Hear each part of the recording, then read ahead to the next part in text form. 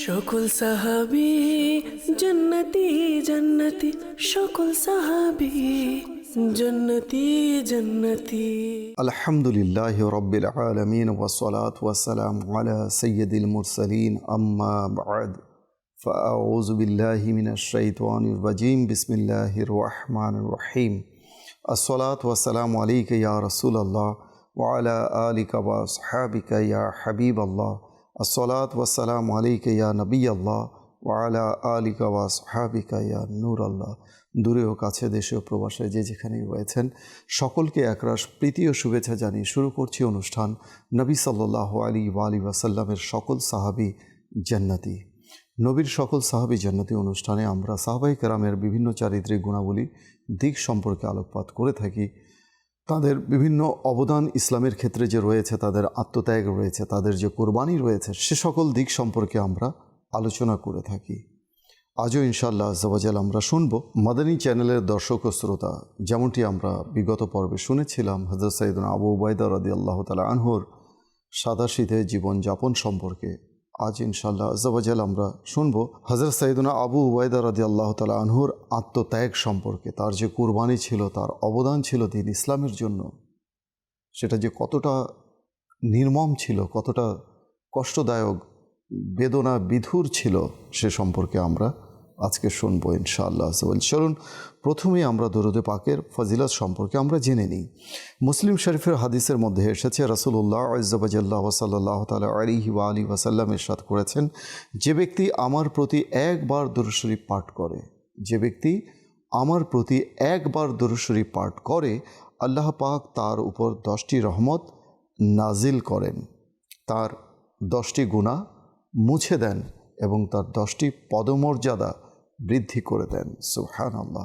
যদি আমরা একবার দরুদ শরীফ পাঠ করি, জাস্ট ফর ওয়ান্স, একবার, আর একবার দরুদ শরীফ আমরা যদি পাঠ করি, তাহলে আমাদের আমলনামায় 10টি নেকি লেখা হবে, 10টি গুনাহ মুছে দেওয়া হবে এবং 10টি পদমর্যাদা বৃদ্ধি করা হবে। আল্লাহ তাআলা আমাদেরকে অধিক হারে দরুদে পাক পাঠ করার তৌফিক দান করুন।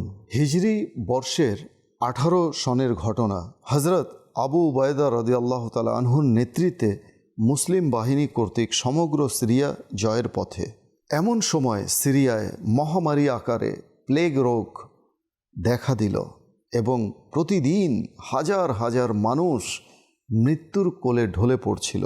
খলিফাতুল মুসলিমিন হযরত ওমর ফারুক আজম রাদিয়াল্লাহু তাআলা আনহু নিজেই তাদের খোঁজ খবর নেয়ার জন্য রাজধানী মদিনা থেকে সার্গ নামক স্থানে পৌঁছলেন। অন্যান্য নেতৃবৃন্দের সাথে হযরত আবু উবাইদা সেখানে খলিফাকে অভ্যর্থনা জানালেন। প্রবীণ মুহাজির ও আনসারদের সাথে বিষয়টি নিয়ে পরামর্শ করলেন যে এই মহামারী সম্পর্কে, এই মহামারীর ব্যাপারে কি করা যায়, যে প্লেগ রোগ আসছে, এখানে কি করা যায়, আমাদের কি করণীয়, নাকি আমরা এই স্থান ছেড়ে চলে যাব, এমনটি পরামর্শ করছিলেন। সবাই এক বাক্যে মহামারীতে আক্রান্ত স্থান ত্যাগের পক্ষে মতামত দিলেন। হযরত ওমর ফারুক আজম রাদিয়াল্লাহু তাআলা আনহু সবাইকে আহ্বান জানালেন তার সাথে আগামীকাল মদিনায় ফিরে যাওয়ার জন্য। কিন্তু তাকদীরের প্রতি গভীর বিশ্বাসী হযরত সাইয়েদনা আবু উবাইদা রাদিয়াল্লাহু তাআলা আনহু বেঁকে বসলেন খলিফাকে। তিনি জিজ্ঞেস করলেন, এটা কি আল্লাহর তাকদীর থেকে পলায়ন করা নয়? হ্যাঁ, আল্লাহর তাকদীর থেকেই পালাচ্ছি আমরা, তবে অন্য কোনো এক তাকদীরের দিকে। হযরত আবু উবাইদা তাঁর বাহিনী সহ সেখানেই তিনি রয়ে গেলেন। তিনি সেই স্থান ত্যাগ করতে নারাজ ছিলেন। খলিফাতুল মুসলিমিন হযরত ওমর ফারুক আজম রাদিয়াল্লাহু তাআলা আনহু মদিনায় পৌঁছে দূত মারফত, মেসেঞ্জার কর্তৃক হযরত সাইয়েদনা আবু উবাইদা রাদিয়াল্লাহু তাআলা আনহুকে একখানা চিঠি লিখে পাঠালেন। কি ছিল সেই চিঠিতে লেখা? তিনি লিখলেন, আপনাকে আমার খুবই প্রয়োজন, অত্যন্ত জরুরিভাবে আপনাকে আমি তলব করছি।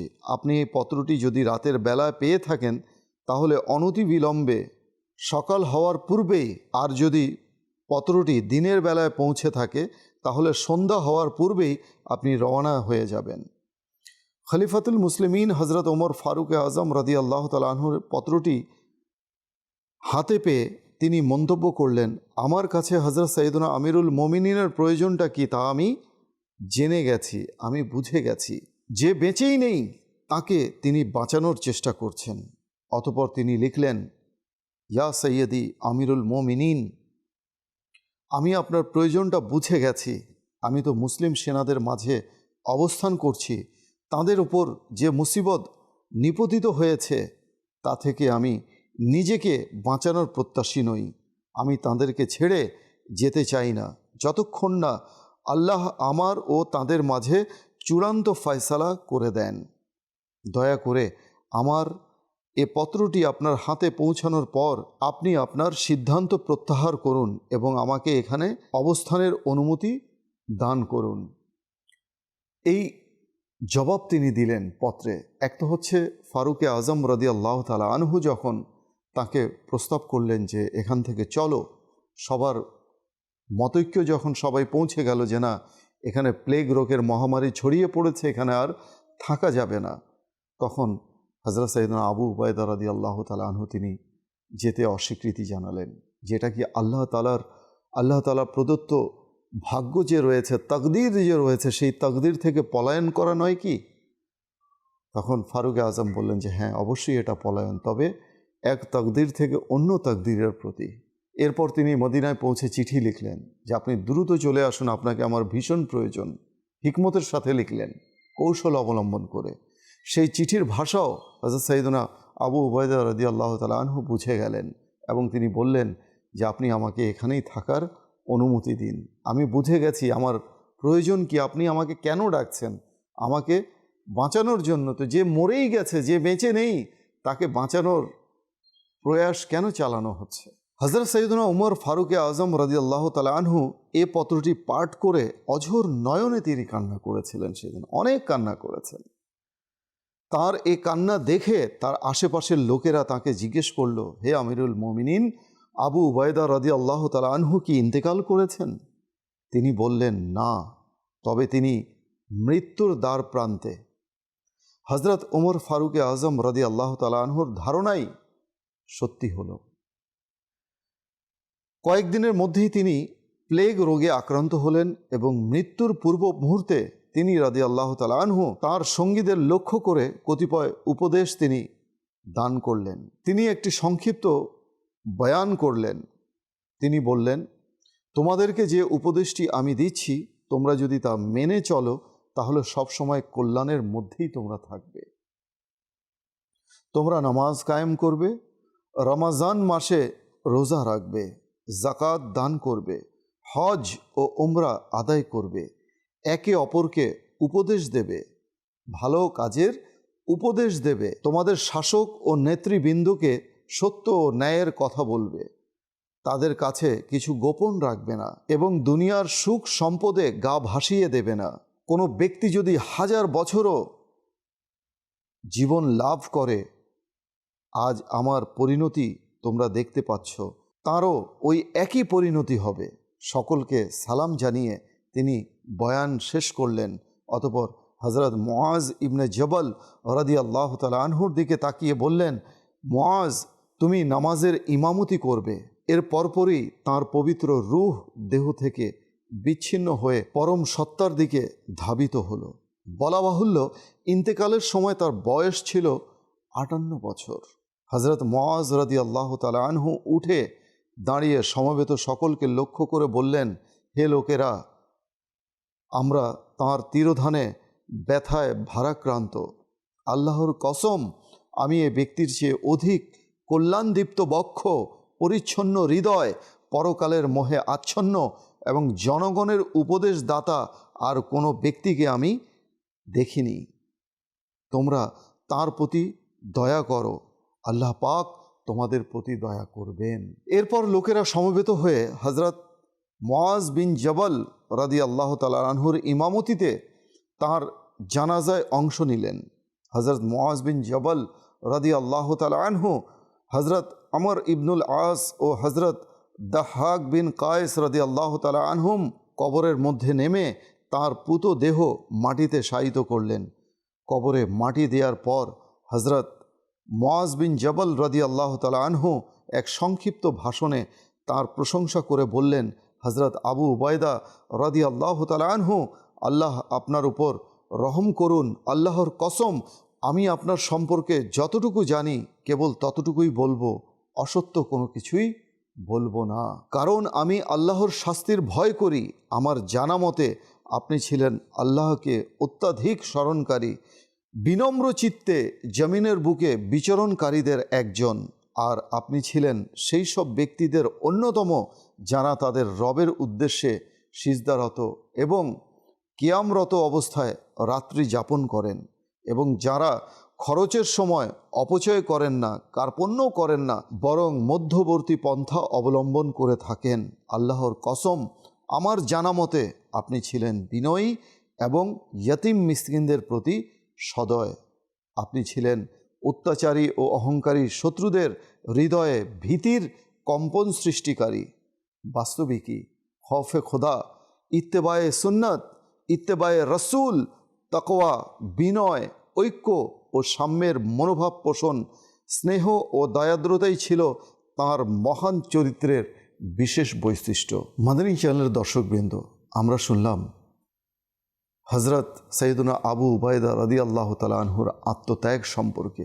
যিনি ইসলামের জন্য তিনি জীবন তো দিলেন, কিন্তু হজরত সৈয়দনা ফারুক আজম রাদিয়াল্লাহু তাআলা আনহুর আহ্বানে তিনি সাড়া দিয়ে সেই যুদ্ধের স্থান তিনি ত্যাগ করে এলেন না।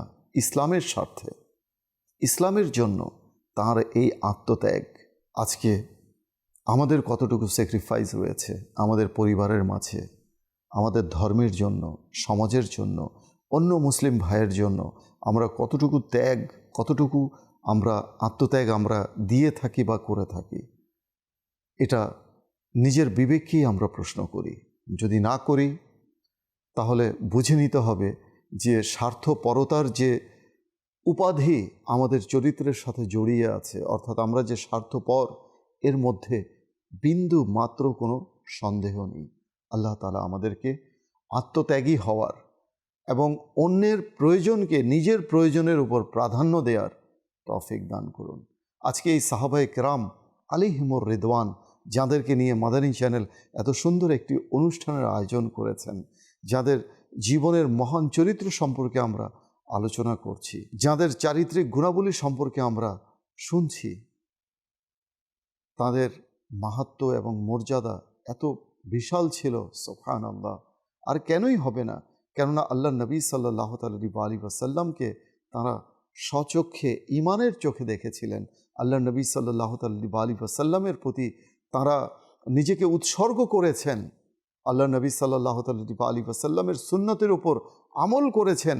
আল্লাহ নবী সাল্লাল্লাহু আলাইহি ওয়াসাল্লামের উপর অধিক থেকে অধিক হারে দরুদ শরীফ পাঠ করেছেন। আল্লাহ নবী সাল্লাল্লাহু আলাইহি ওয়াসাল্লামকে নিজের চেয়ে, নিজের জীবনের চেয়ে, নিজের সন্তান সন্ততি, পরিবার পরিজন, ধন সম্পদের চেয়ে অধিক ভালোবেসেছেন।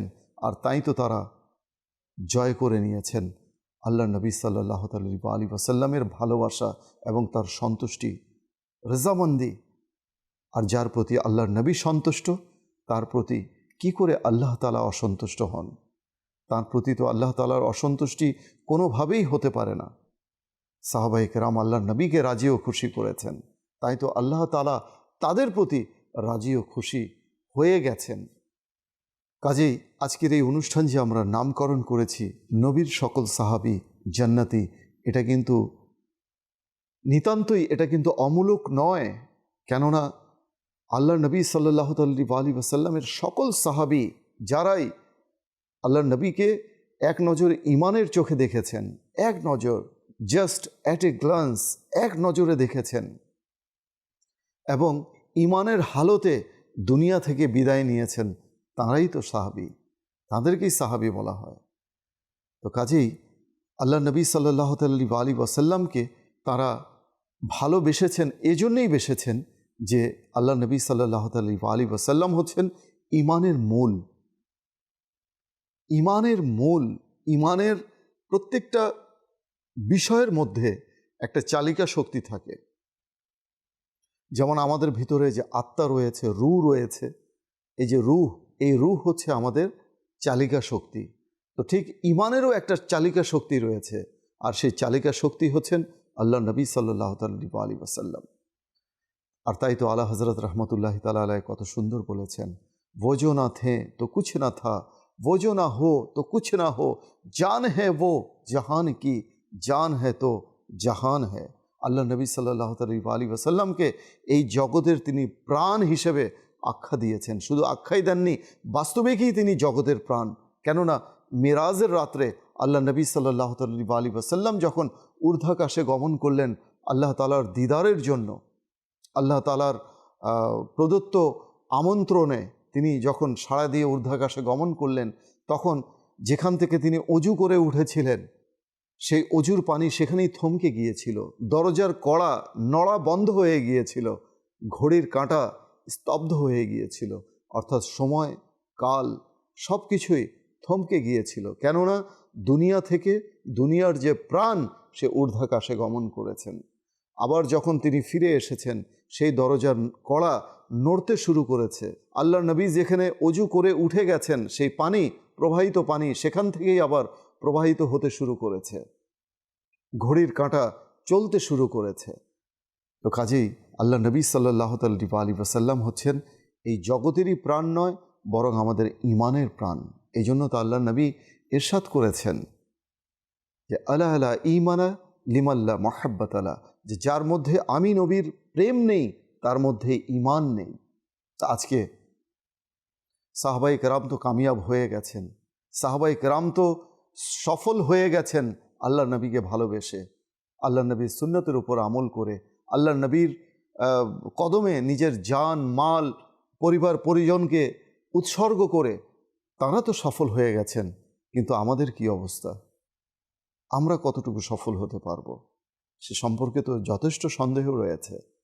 তো কাজেই মাদানী চ্যানেলের আজকের এই ফ্লোর থেকে আপনাদের কাছে একটা মেসেজ আমি পৌঁছে দিতে চাই, আর তা হচ্ছে এই, সেই বার্তা হচ্ছে এই যে আসুন আজ থেকে আমরা নবী করিম সাল্লাল্লাহু আলাইহি ওয়াসাল্লামকে নিজের প্রাণের চেয়ে, সন্তান সন্ততি ধন সম্পদ পরিবার পরিজনের চেয়ে, এমনকি নিজের চেয়ে আমরা অধিক হারে ভালোবাসবো ইনশাআল্লাহ। বাসি অনেকেই বাসে, যারা বেসেছেন তারা সফল হয়ে গেছেন, কিন্তু যারা বাসতে পারেনি তারাই ব্যর্থ হয়েছে।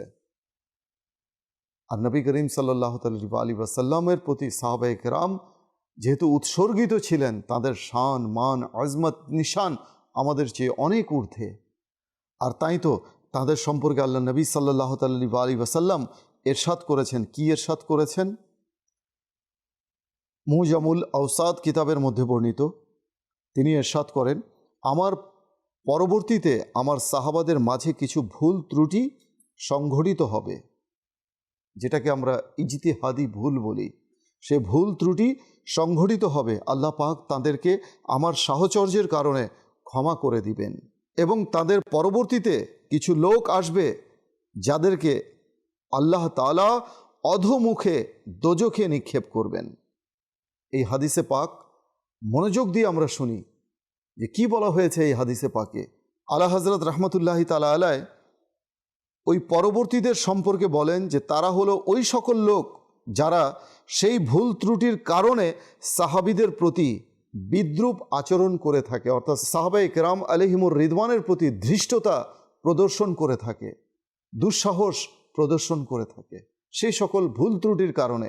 তা আল্লাহর নবী সাল্লাল্লাহু আলাইহি ওয়াসাল্লামের সাহচর্য বরণের কারণে, বরণের ফলে আল্লাহ তাআলা তাদেরকে ক্ষমা করে দিয়েছেন, কিন্তু আমরা পড়ে আছি তাদের সেই ইজতিহাদি ভুল ত্রুটিগুলো নিয়ে। তো আমরা আমাদের নিজের সম্পর্কে ভাবি যে আমাদের অবস্থান কোথায়। আর তাদের ব্যাপারে তো ক্লিয়ার করেই দিয়েছেন আল্লাহ নবী সাল্লাল্লাহু আলাইহি ওয়াসাল্লাম। আল্লাহ নবী ইরশাদ করেছেন যে যাদেরকে আল্লাহ তাআলা অধোমুখে, অর্থাৎ মুখ নিচে করে পা উপরে করে অধোমুখে দোজখে নিক্ষেপ করবেন। তো কাজেই সাহাবায়ে কেরাম আলাইহিমুর রিদওয়ান সম্পর্কে মন্তব্য করার আগে একবার নয়, আমি অনুরোধ করব 10 বার ভেবে নিন। যারাই আমরা করে থাকি সমাজের মধ্যে বিশৃঙ্খলা সৃষ্টি করে থাকি, সাহাবায়ে কেরামকে নিয়ে আমরা যারা বাড়াবাড়ি করছি, আমরা যারা ধৃষ্টতা প্রদর্শন করছি, তাদের জন্য এই হাদিসে মুবারাকা যথেষ্ট শিক্ষামূলক। এ থেকেও যদি আমরা শিক্ষা অর্জন না করি তাহলে আমি বলবো যে এর চেয়ে হতভাগ্য আমাদের আর কিছুই হতে পারে না। আল্লাহ তাআলা বোঝার তৌফিক দান করুন। মাদানী চ্যানেলের দর্শকবৃন্দ, দেখতে দেখতে সময় ফুরিয়ে এসেছে, ঘড়ির কাঁটা বিদায় জানাচ্ছে। ইনশাল্লাহ দেখা হবে পরবর্তী কোনো পর্বে অন্য কোনো বিষয় নিয়ে। সে পর্যন্ত ভালো থাকুন, সুস্থ থাকুন, আর মাদানী চ্যানেলের সঙ্গেই থাকুন। সাল্লু আলাল হাবিব সাল্লাল্লাহু তাআলা আলা মুহাম্মদ সাল্লাল্লাহু আলাইহি ওয়া আলিহি ওয়াসাল্লাম। সকল সাহাবী জান্নাতি জান্নাতি, সকল সাহাবী জান্নাতি জান্নাতি।